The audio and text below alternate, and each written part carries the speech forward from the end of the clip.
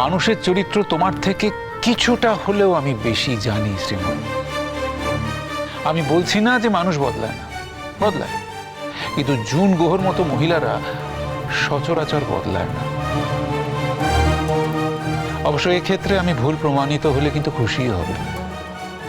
মা, তুমি আজকের দিনটা ম্যানেজ করে দিয়েছো, হয়ে গেছে।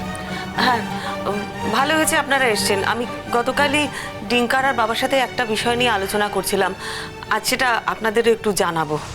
বৌমা, তোমার কথাটা আমি উপলকে আর রোহিতকে বলছিলাম। রোহিত অবশ্য একটা প্রস্তাব দিয়েছে। মেশমশাই, আমি আবার বলছি, আমার দেওয়া প্রপোজাল কিন্তু আপনার বৌমার পছন্দ হবে না। তবুও বলছি, বাড়িটা ফাঁকা পড়ে আছে, সেরকম যদি হয় আপনারা ভাড়া দিয়েই থাকুন।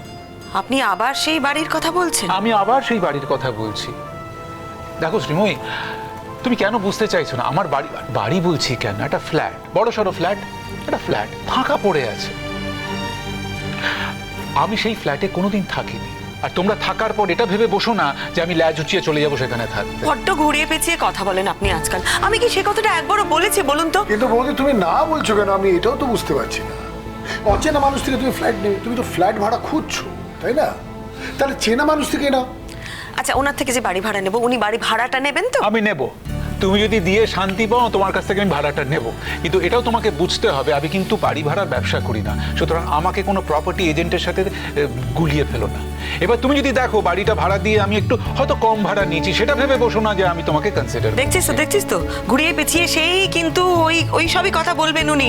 টাকা, উফ, সত্যি বাবা। শ্রীময়ী, তোমার বোঝাটা বা তোমার ভাবাটাই বা তোমার জানাটাই কিন্তু শেষ কথা নয়। আমি কিন্তু তোমাকে কনসিডার করছি না।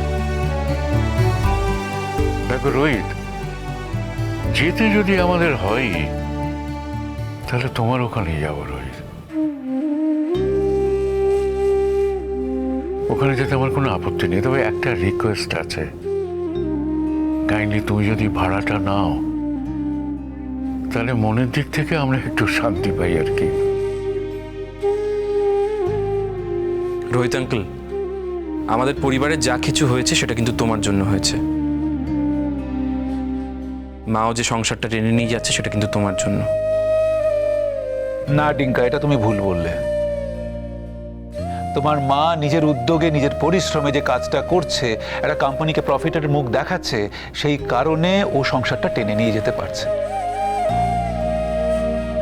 মায়ের কাজের ব্যবস্থাটা তো তুমিই করে দিয়েছো, সেটা তো ভুলে যাওয়ার নয়। আরে ওইটুকুনি ভূমিকা তো মানুষের কাছের লোকরা পালন করে। ধরো মানুষের সময় অসময় মানুষের বন্ধু বান্ধব শুভাকাঙ্ক্ষীরা তো পাশে এসে দাঁড়ায়, তাই না? ধরো আজকে এই যে তোমরা বাড়ি ছেড়ে চলে যাচ্ছ, ভাড়ার বাড়ি খুঁজছো, এই বাড়ি ছেড়ে তোমাদের এই বাড়ি ছেড়ে চলে যাওয়ার তো কারোর কথা ছিল না। দেখো বৌদি, আরেকটা প্র্যাকটিক্যাল প্রবলেম আছে। ধরো তুমি অন্য কারোর বাড়ি ভাড়ায় নিলে, সেখানে তো একটা লিজ পিরিয়ড থাকে, 11 মাস, 24 মাস, 36 মাস। মানে বাবাকে এই বয়সে নিয়ে নিয়ে তুমি কোথায় ঘুরবে, আর কতবার ঘুরবে? তার চেয়ে ভালো তো রোহিত বাবুর ফ্ল্যাটে তো ওই প্রবলেম থাকবে না। আচ্ছা আচ্ছা, ঠিক আছে, আমি বুঝেছি। তোমাদের সকলের সাথে আমি একমত। ডিঙ্কার বিয়ের পর আমরা রোহিতদার ফ্ল্যাটে গিয়ে উঠবো। না, কারেকশন, ফ্ল্যাটে গিয়ে উঠছো না, ফ্ল্যাট ভাড়া নিয়ে ফ্ল্যাটে থাকছো। হ্যাঁ হ্যাঁ হ্যাঁ, আপনার ফ্ল্যাটটা আমরা ভাড়া নেব, ঠিক আছে? চা এসে গেছে, চা। এই যে চা, এই যে তোমরা গপ্প করতে করতে একবারে গরম গরম চা খাও। বুঝলে জামাইবাবু, এই বৌদিকে না আমি একবারে বুঝিয়ে শুনিয়ে পারলাম না। আমি মুখ্য সূক্ষ্ম মানুষ তো, আমার কথা শুনবে কেন? কতবার করে বললাম তুমি ওই নিচের ঘরে যেও না, আমাকে বলো আমি যাই, যা কাজকর্ম আছে আমি সব করে দেবো। আমার কথা শুনলো না।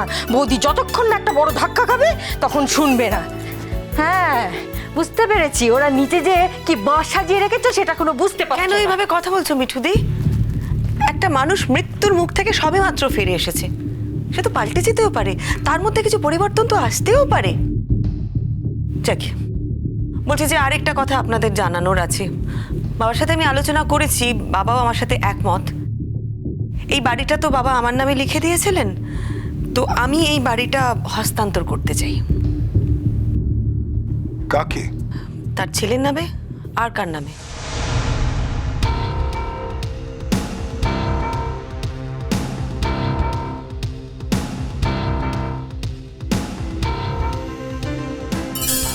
আমি ভাবছিলাম যদি তেমন হয় ছেলে বউ দুজনের নামেও বাড়িটা করে দিতে পারি। শ্রীময়ী, এই ব্যাপারে তুমি যা করবে একটু কিন্তু ভেবেচিন্তে করো প্লিজ। দেখো, মেসোমশাই জীবদ্দশায় একমাত্র মাসিমারই এই বাড়িটা পাওয়া উচিত, অন্য কারণ নয়। এ ব্যাপারে বাবা যা বলবেন সেটাই তাহলে চূড়ান্ত হবে। দেখো বৌমা, বাড়িটা আমি তোমাকে লিখে দিয়েছি। তুমি যদি না নিতে চাও, তোমার যাকে পছন্দ তাকে দেবে, আমার কোনো আপত্তি নেই। কিন্তু আমি সেদিনও জানতাম তুমি বাড়িটা নেবে না, আজও জানি। দেখো বৌদি, ইন দ্যাট কেস আমার একটা সাজেশন আছে। এমন একজনের নামে বাড়িটা করো যাতে সবার সমান অধিকার থাকবে। সে একটু কেয়ারফুল হবে, আর কিছুই না। এই যে আমাদের ডিঙ্কা, দিঠি, এরা তো আর বানের জলে ভেসে আসেনি। না পিসমশাই, আমি যদি একবার এই বাড়ি থেকে বেরিয়ে যাই আর কখনো থাকতে আসবো না। ডিঙ্কা, ভুল বলছিস। অন্তত আমার মনে হয় কথাটা ঠিক না। কেন আসবি নাই বা কেন? এটা তো ঠাকুরদার বাড়ি, এখানে কেন আসবি না? আর নাই বা এলি, না আসার চান্সটাকেও বন্ধ করে দিবি কেন? আমি বলি বৌদি, তোমার যদি কারোর নামে করতেই হয় তাহলে অনিন্দ্যদার নামে কর। অন্তত মায়ের নামে করো না, কারণ মায়ের নামে করলে হয়তো আমাদের আর কারো সুযোগই হবে না এই বাড়িতে আবার ঢোকার। বাবা, আপনার ছেলে একটু আগে বলছিল যে তাকে যেন কিছু লিখে টিখে দেওয়া না হয়, সে কোনো ব্যাপারে থাকতে চায় না। আমি সবাইকে একটা কথা বলছি, দেখুন, আমি বাইরের লোক, আমার বলা সাজে না, তবুও উপযাজক হয়ে বলছি, শ্রীময়ী, এটা আমার আর্নেস্ট রিকোয়েস্ট। আর যাই করো, জুন গুহকে এই বাড়িটা লিখে দিও না প্লিজ। আমি না আপনাকে একটা কথা বোঝাতে পারছি না রোহিতদা। আমি তো কটা দিন মানুষের সঙ্গে থাকলাম, ও কিন্তু নিজের ভুলটা না বুঝতে পেরেছে। ও কিন্তু ভেতর থেকে শুদ্ধ হয়ে উঠতে চাইছে। আমার মনে হয় এরকম অবস্থায় প্রত্যেকটা মানুষের তাকে সাহায্য করা উচিত, মানে ওর আশেপাশে যারা আছে প্রত্যেকের ওকে সাহায্য করা উচিত।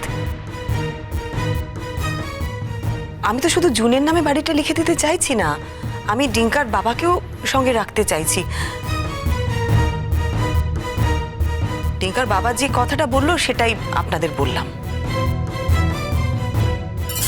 আচ্ছা, একটা কথা আপনারা বলুন তো, ওই মেয়েটার তো পায়ের তলায় কোনো মাটি নেই, কোনো সিকিউরিটি নেই।